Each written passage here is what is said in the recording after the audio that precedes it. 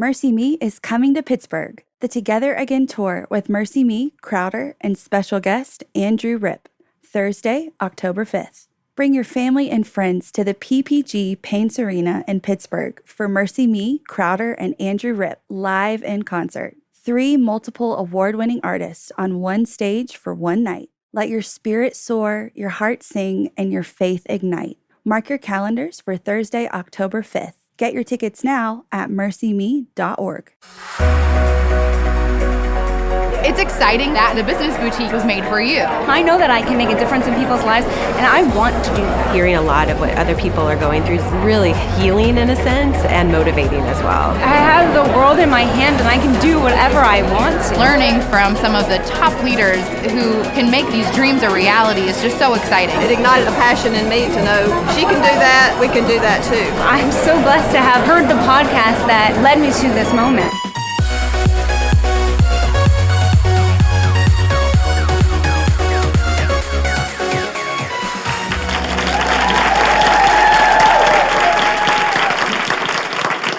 Hey everyone, and welcome to the Business Boutique podcast. I'm Christy, Wright, and today we are live at the Business Boutique event in Nashville, Tennessee.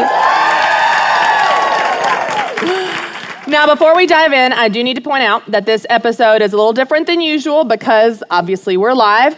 And so we're not going to do a teaching segment like I normally do. Instead, we want to hear from you. We want to hear from our live audience, and we want to answer the questions that you have the most. So today's show is for you, and we are so excited to answer your questions about your business. So we've got some good friends here with me today. I want to call on my friends, the experts in different areas of business, to help us answer your questions. So let me go ahead and introduce our panel. We've got Rachel Cruze, that's going to be covering the finances, New York Times bestselling author. We've got Jess Connolly. She has done it. She started and run a successful business. Nicole Walters, our resident sales expert. Donald Miller, also a best-selling author, and he's going to be covering branding. Caine, who is a powerhouse speaker and author and covering obstacles. And of course, Amy Porterfield, our social media expert. All right, so we are going to dive into our first question. If the person with our first question wants to come on up. Okay, so what processes and routines can I put in place in my business so I can most successfully keep up with my finances? Like, what should I do myself, and what should I outsource? All right, Rachel, take this one away. Well, the key with any kind of financial question that I always go back to is about being intentional, which in the financial world, that means doing a budget. Okay, so those processes in place, and that seems so obvious, I feel like, to a lot of people, but it's amazing, especially when you're starting to run a business, how we forget this part. And we forget it in either one of our lives. I was talking to Donald earlier about this, and it's like, oh, it's so easy sometimes for people in their business to be very intentional and you do so good, but then your personal life is like a mess financially, right? And so it's about having that balance of doing both. And so I would say to find whatever works for you, any kind of tools that you have. I mean, if it's whether it's an app, software, whatever it is, to stay on top of that, because especially in your business, the more purposeful you are with where your money's going, the less stress and worry you're going to have around your business. That's the key. And making sure that you're living within your means and you're spending within your means in your business. So I would say, first and foremost, really the budget is the best thing to go to, the best tool that you can use overall. Awesome. Great question. Okay, we're moving on to question number 2. Who has question number 2? And come on up to the mic. Okay, I'm a cattle farmer, and the cattle industry in my area is primarily male-dominated. How can I assert myself and learn from them without being intimidated by grouchy old men? Great question. Christine, why don't you take this one? I love that question. That is absolutely awesome. I've got to say, you're the first chick cattle farmer I've ever met. So you are a winner. And I think just the very fact that you sense that that's your call and that's, your purpose is fantastic. Most of my life, I've always been the only woman in a room full of very strong men. So at the end of the day, you've just got to know you are supposed to be there. No one's going to speak up for you. You've got to use your own voice. And you can be respectful but firm, and also understand you don't need their permission to be at the table, and you don't have to explain yourself at the table. And you know that you're grown up and you've taken your place when you're no longer asking for permission or giving explanations, but you simply just bring your wisdom to the table. Ah, love that. Such great advice. Okay, question number 3. Who's got question number 3? You can come on up. Okay, I'm an artist, When interacting with clients or customers, what can I do to help people remember my brand? All right, that's a Donald Miller question. Okay, so when somebody goes to your website or when you're doing your elevator pitch or you're explaining what you do, the brain is really asking 3 questions. What do you offer? How will it make my life better? And what do I need to do to buy it? Those are the 3 questions that you want to ask. So when you say, well, my grandmother started this company, that doesn't answer one of the questions. And so they're having to filter out that information, which is making their brain work harder. So the harder their brains have to work in order to understand what you offer them, the sooner they'll tune out. What do you offer? How will it make my life better? And what do I need to do to buy it? That needs to be in the conversation as principal points. All right, Donald Miller, will you give the example of the treadmill? I love that example because I think it's such a good illustration that teaches this. Yeah, so 2 things that the brain is trying to do. One is it's trying to figure out how to survive and thrive. So everybody in this room has an operating system, and your brain, by design, is just trying to help you survive and thrive. In a first world economy, that means we're probably not looking for food and water that much. We're probably beyond that a little bit. We probably have shelter taken care of. And so we're really thinking about relationships, gaining status, saving money or making money, those kinds of things. And so the second thing that the brain is trying to do, and this is where almost all of us in our businesses confuse people. The second thing that the brain is trying to do is trying to conserve calories. And Who knew, those right? 2 objectives, it takes a lot of calories to think and process information. And so if you're going around the world and trying to survive and thrive, you are constantly throwing out information that doesn't help you survive and thrive. And anytime I go to a website, we review thousands of websites every year. Anytime I go to a website and I can't figure out what you do for me in 5 seconds, you're asking me to burn a lot of calories. So whenever that you're in front of an audience, I want you to imagine that the audience, everybody in the audience is running on a treadmill. And they are literally burning calories, trying to understand why you, or whether or not you have something for them. Now, if you share too much information, that's also going to ask them to burn very many calories. So don't share everything about your business. Slowly roll out things about your business. You want to start with the hook, right? Start with the thing that's going to get them interested in step 2.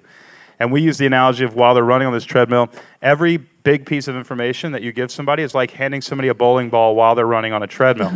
So they're probably going to be able to handle 1 of those, maybe 2, 3. They're going to drop everything, and they're going to really politely look you in the eye while they sneak looks over your shoulder at the bacon-wrapped dates that are being passed around behind you at the cocktail party. So keep it very, very simple, all about them, and focus on how you're going to make their life better in some way through your product. And that's how you get them interested to ask more questions and give you more time and more of those precious mental calories. I think that's such good advice because it's one of the things we miss in business. We just want to give them all the information. We would tell them all the things, right? And it's like if you imagine that they're holding a bowling ball while walking on a treadmill, it really makes you cut your words back. And one of the things I've learned from Donald Miller, we've had him on this podcast before, and one of the things that he talks about is most likely if he was just going to make a blanket statement, he's like, just cut your words in half. Like whatever words are on your website, just cut it in half. And we talk about that with pricing. We're like, probably just double your price. Cut your words in half, double your price. Like we're going to solve some problems there. So that kind of summarizes if you want some nuts and bolts to take home. Okay, so we've got question number 4. Who's got question number 4? My question is, how do I get the most out of social media without spending all of my time on the computer? Oh, that is a real good question. Amy Porterfield. So what you want to think about is where's your audience spending time and where are you going to be the most comfortable when it comes to social media? But when I tell you that, I will say that video is taking over social media.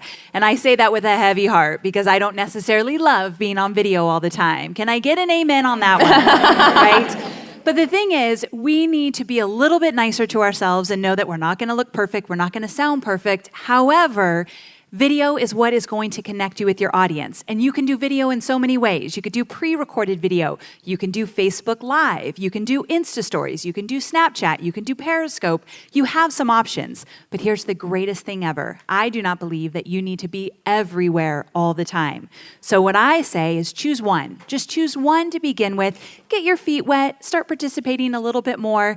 And then when you get more comfortable, it's amazing how you get that itch to want to do more. But don't think you need to do it all at one time because I promise you, you don't.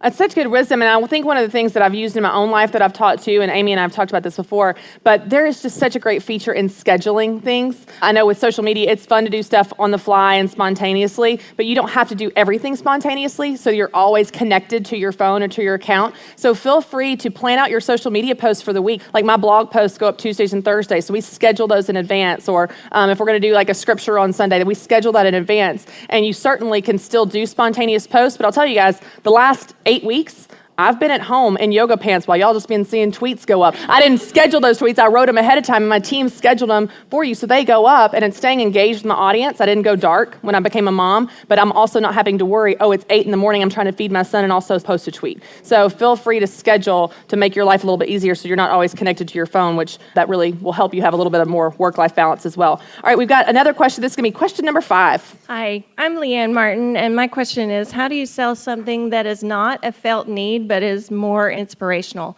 My blog and business is about the beauty around us. So how can I persuade people that we all need beauty in our lives? Sales question, that is Nicole. Let's take it, Nicole.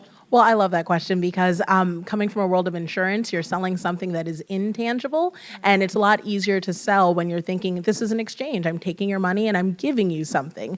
But keep in mind that what you're delivering is a service. It is a solution. It's something that people may not quite understand, but when you paint it in a picture and deliver it with a story that's going to help them really connect with it, they might realize there's a need there that I didn't even know I had, that I'm so glad is being met and is so, so necessary. So make sure that you're telling them a little bit about how it's changed your life and how this solution is so, so necessary to them, because ultimately that's what's really going to make them buy from you. One of the things to keep in mind too, this past year I had a coaching program and had a group of ladies, which we'll talk more about this later, but I had a digital mentoring program, and one of the ladies said to me, I don't solve a problem. She said, I don't feel like I solve a problem, so what am I selling? Like, kind of what am I supposed to post about on social media or marketing or whatever?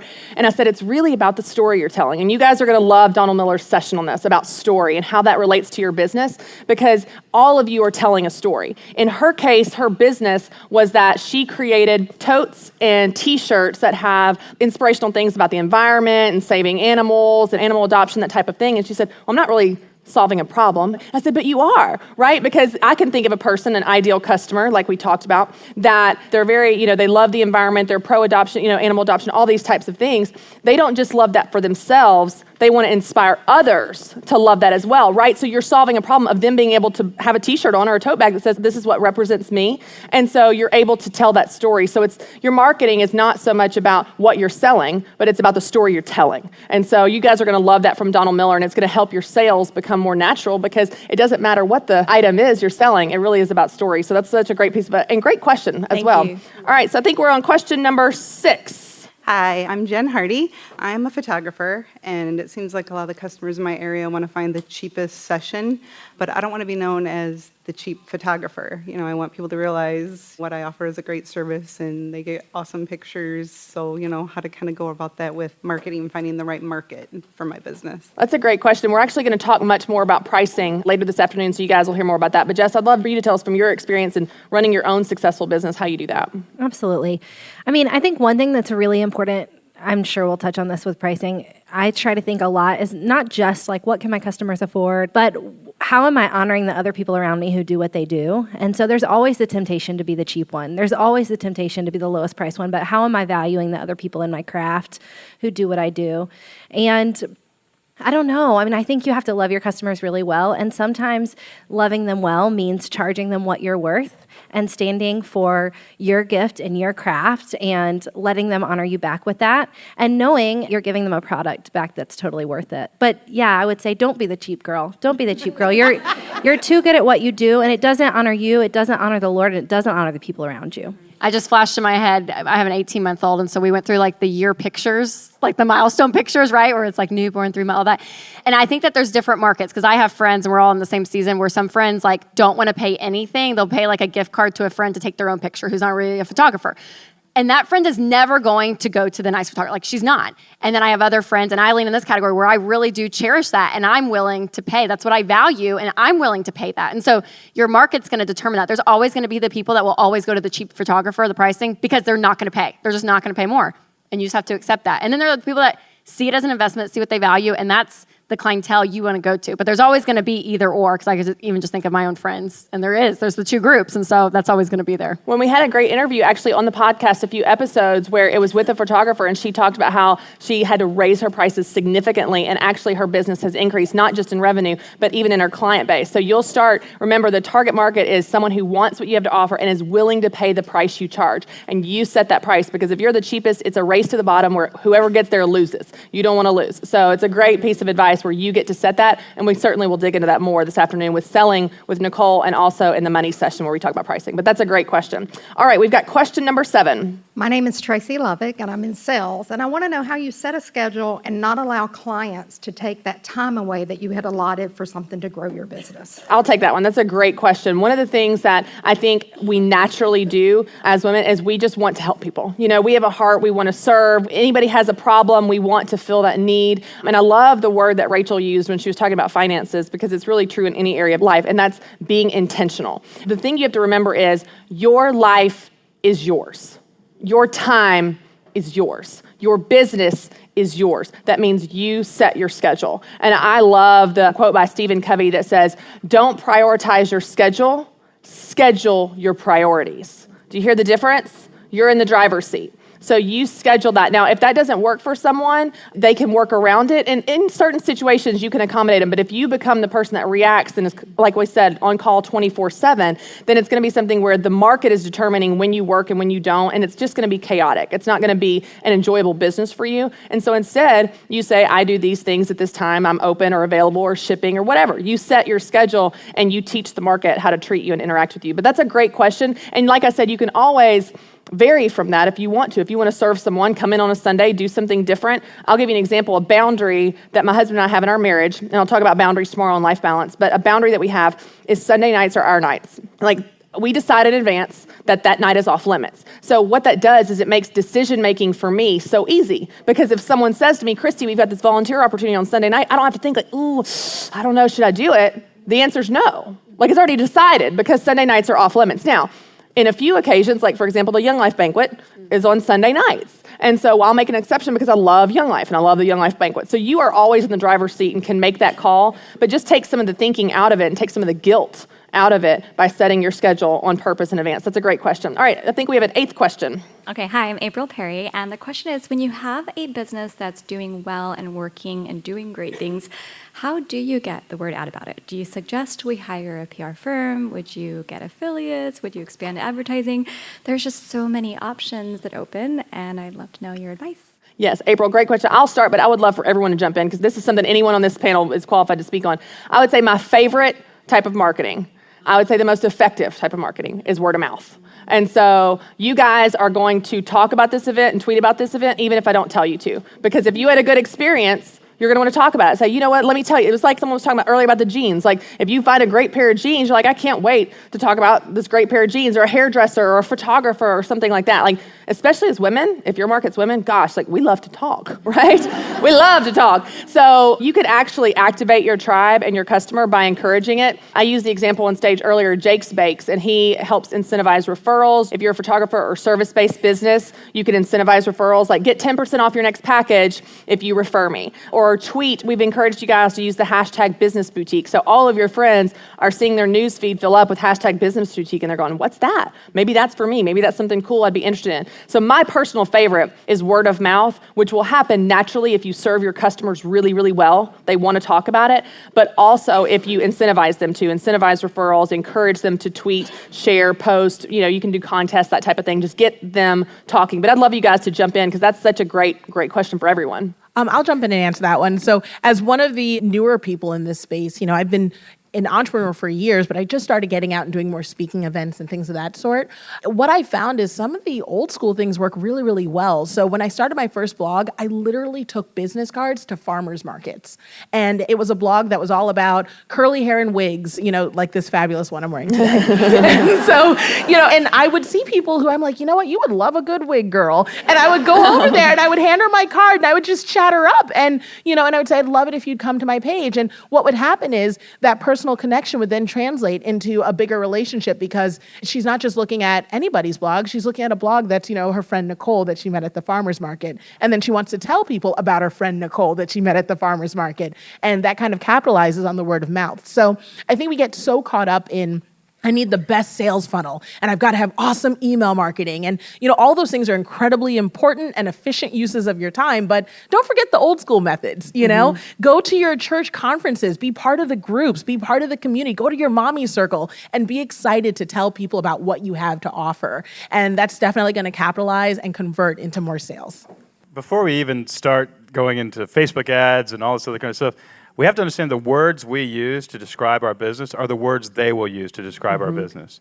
So when we say things like, somebody says, well, what do? You say, well, it's complicated. That's the wrong start. Or it's hard to describe, but, right? Or somebody says, well, Donnie, what do you do? Well, I've been a writer for a long time. What does that have to do with anything that they... So we really want to be on script, and politicians some are very good at this, some are actually very bad. But they come up with these sound bites that they say that get other people to repeat them. In the business world, it's true too. When Steve Jobs used to stand up with his iPhone and say, look at this beautiful, amazing, see how smooth it is, he's giving you the adjectives with which you can use to describe the iPhone. When you say something about your business, you are defining that business in the mind of the person that you're talking to. You need to be very careful. Probably in this room, a lot of self-deprecation. Stop it. People don't want to give you charity. They want to buy something from you that will change their life. And you need to say, if you buy this, this will change your life. So one real quick tip, start with a problem. So instead, when people say, what do? You say, most people don't like their earrings very much. They actually hurt them. You start with a problem because you sell a different kind of earring, right? But our earrings have this different kind of snap instead of a thing that does, whatever, I don't know. And then you go, their problem, what's different about my thing, and the way their life will look if they use it. So most people hate earrings because they do this, but we have this snap thing that's really comfortable, and I'm telling you, they look gorgeous. And people feel great. Instead of, well, it's complicated. My grandmother, she did shower curtains, and so I grew up around a lot of hoops. And it's like people have been on the treadmill going, shower curtains, hoops. Then earrings, wait, I thought we were going a different direction. So let's clarify the actual way we talk about our business first into very few words, problem, what's different, and then what your life looks like if you buy it. Then populate Facebook ads and all the other kind of stuff. We've seen more companies that we can count double, triple, and quadruple revenue when they just refined their message. They were saying it wrong. Such a great piece of advice. All right, now that is actually all the time we have for questions today. I want to make a quick note to our listeners. Starting in 2017, I'm going to answer your questions on each episode, so be sure to send me your side business questions. You can email them in at podcast@businessboutique.com. That's podcast@businessboutique.com to send me your questions that I will answer on future episodes of the podcast. So, have you guys enjoyed this? All right. We are going to take a quick transition, and we are going to dismiss our speakers. We're going to move into our next segment of the podcast. So you guys give our speakers a hand. Thanks, guys. All right, y'all. Now we are going to shift gears into a segment that I truly love. This is one of my favorite parts about the podcast. Hearing success stories from you guys, whether that's on the podcast where we do interviews or even on Twitter, Instagram. I've been meeting some of you guys in the lobby where you're coming up saying, I came here a dreamer last year and now I'm running my own business. Those success stories never get old to me. I love hearing about those. So this is kind of why we do it. We love hearing those success stories. We know that this stuff works. It's not just a wish and a plan. This is something we've seen, the proven transition that can happen in life change and transformation. And so this is why the Business Boutique exists. These women's lives are being changed. So the stories that we have in the podcast are meant to encourage you and inspire you because you look at other people doing it and go, you know what? She's like me. If she can do it, I can do it. If she faced these challenges, I don't feel so alone that I'm facing challenges as well. So this episode, I'm going to interview a woman who attended a Business Boutique exactly 1 year ago, right here in Nashville. Becky Delph is the owner of Alterbound Alterations, and I'd like you to welcome her up here to the panel. Becky, thanks so much for hanging out with us. Thanks for sharing your story. I know that our podcast listeners love hearing these stories. I get tweets all the time from people saying my favorite part are the real life success stories, because it's easy to look at someone on a stage or someone, in the news or headlines thinking, oh, they've got this successful business. I could never be that. But when you see other women winning, just like you, just like the other stories we featured, it really gives you hope, like, wow, I can do this too. So we're going to dive in, and I've got some questions for you. Now, I know you came to the Business Boutique last year. I would love it if you would just tell me a little bit about what that experience was like and how that impacted your business. Okay, anything with Dave Ramsey, I was just a sponge. I was one of those with my husband. Oh, God, you're talking Dave Ramsey. Dave Ramsey says. Oh, yeah, Dave Ramsey says. Now I can say Christy Wright says. So I was just a sponge. I came, I have 3 children. I had my business out of the home. And I was just, at a time, I kind of got in a lull of stuff. And do I really want to keep doing this? I love doing this, but do I really want to keep doing this? So I was a sponge. I just soaked everything up. Some of the things that I took away from it, I just redid what I knew to do. Mm-hmm. I used to send thank you notes out. I did that again. Mm-hmm. I upped marketing promo with prom girls. You tell girls, if I get 20 girls from your school, I'm going to give away a manicure and a pedicure. That was wildfire. That was awesome. I did that. Those were 2 of the major things. I stopped apologizing for my bill. I would hand them the bill and I would automatically say, I'm so sorry. It's so much. We're going to talk about that later. We're going to talk about that later. I stopped thinking, oh, they called, I got to do it, even though it's stupid pants zipper repair. I hate doing those. For the amount of time I spend on that, I can make $95 on a prom dress. Right. So you gave me the permission to say no. I mean, it's okay to say no. Right. You don't have to take on everything. I love that. I love hearing those takeaways, because what I've noticed with Business Boutique events is that people can attend multiple times and you get different things each time, right? Because you're in a different place and your business is in a different place. And so it's just so cool to hear what your takeaways are, because it'll be different for every person in this room depending on what you learn and where your business is. Now, after you implemented some of those things that you learned, you increased your revenue that very next season. So tell me about the growth that you saw in the numbers. Yes, I sure did. I was so excited. One thing I just kind of finally got serious. I realized I needed the money. This is my God-given avenue. If you think of it that way, and if you look at it as, you know what, if I don't do what God has given me to do, I'm stealing from my family. So my husband and I, John, were already using the Every Dollar app. So I thought, okay, with being self-employed, I don't know from month to month what my income is going to be. It's prom and bridal, so it's very seasonal. So I thought, okay, I'll just punch in, Becky's Sewing, April 2015. I did $1,100. I'm like, okay, if I can just double that, we can get this, we can do this. Okay, so then towards the end of the month, once I was able to type in $3,000, I was just freaking out, because I'm like, I think that's like a triple. If my math is right, I think I can do that. I've already done $3,000 in April, so that month I did $3,100. Y'all, she tripled her revenue. That's I was awesome. elated. So we had our open house. Nothing was in debt. That's awesome. I love those examples, because it's funny how a lot of times we kind of still downplay our strengths, but also the business. We're like, oh, it's just this cute little thing on the side. And it starts bringing in real numbers. When you get focused, like Dave Ramsey talked about, like I've talked about, when you get focused and you start seeing some legitimate numbers, you're like, oh, I mean, this is a real thing. Now, you're here back in Nashville at our Business Boutique event. So I would love to hear from you, for our podcast listeners and the ladies here live. Like, what do you hope to take away this year? What are you looking for in this new stage of business? Mainly just what else can I do to grow to the business? With smart marketing tools, what can I do with Facebook? Is there an Etsy option with veils or anything? Just continue to grow so I can report more than 3,000 in 1 month. I would just die if I had 6,000 in 1 month. Hey, we're bringing you back when you do, because I believe it's going to happen. Thank I love it. Y'all, isn't Becky awesome? Y'all give her a hand. Thank you. Thanks so much. All right, now we are almost done. We have one more thing, though. We don't want you to leave here empty-handed. So every person in this room is going to receive a copy of Hillary Scott's new album, Love Remains. How awesome is that?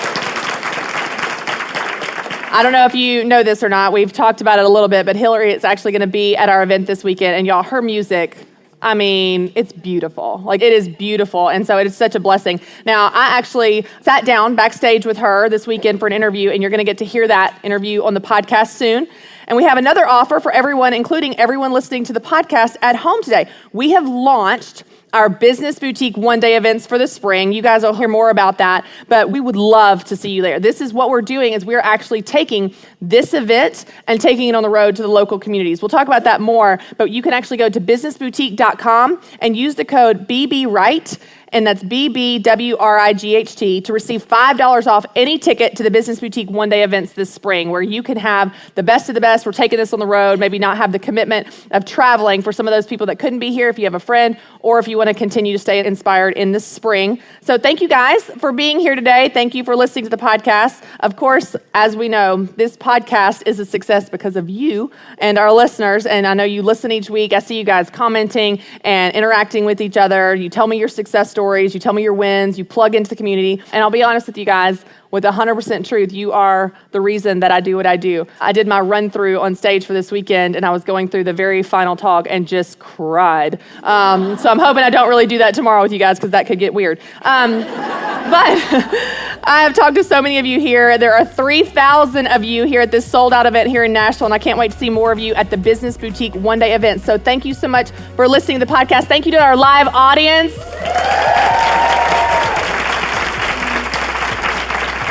And as always, for more encouragement on making money doing what you love, visit businessboutique.com. Thank you guys for being here. Thanks so much. Thanks, guys. Y'all did so good.